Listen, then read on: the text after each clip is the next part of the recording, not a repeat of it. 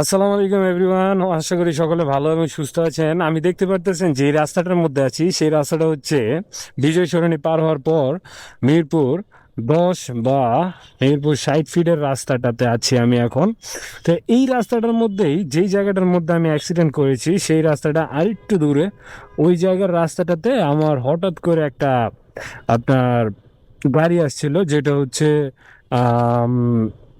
কি বলে, ভ্যান গাড়ি বলে। তো এই ভ্যান গাড়ি হঠাৎ করে ইউটার্ন যখন নেয়, তখন আমি আসতেছিলাম ওই সাইড থেকে।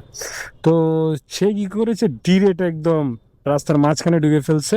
তো আমি আহত হয়েছি, সাথে আমার সাথে আরেকটা বাইকার ছিল, ও আহত হয়।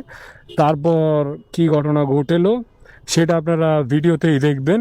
আমি সেটা বললাম আর কি, কারণ যদি সামনে যদি দেখাতে না পারি, তখন এই জন্য আপনাদেরকে বলে রাখলাম।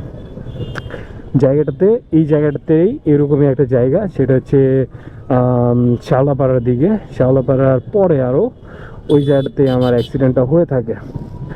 তো এই জ্যামের মধ্যে ভাই কথা বলা সবচেয়ে থেকে কষ্টকর, কারণ এই জ্যামের মধ্যে ডানে বামে এবং উল্টা সাথে সব জায়গা দিয়েই যেতে হয়। তো তখন কি হয়, একটা সময় আম, পরিস্থিতিটা উলটপালট হওয়ার পর অ্যাক্সিডেন্ট তৈরি হয়। যাক, এরকম অ্যাক্সিডেন্ট ইত্যাদি সব কিছুই একটাই রিজন, সেটা হচ্ছে অসতর্কতা। যত অসতর্কতা হবে ততই আপনার রিস্ক তৈরি হবে আর অ্যাক্সিডেন্টের পরিমাপ বেশি যাবে।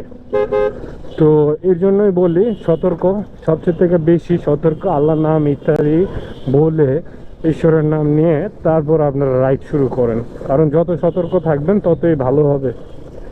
তো আজকে এই পর্যন্তই। সবাই লাইক শেয়ার কমেন্ট করবেন। আল্লাহ হাফেজ।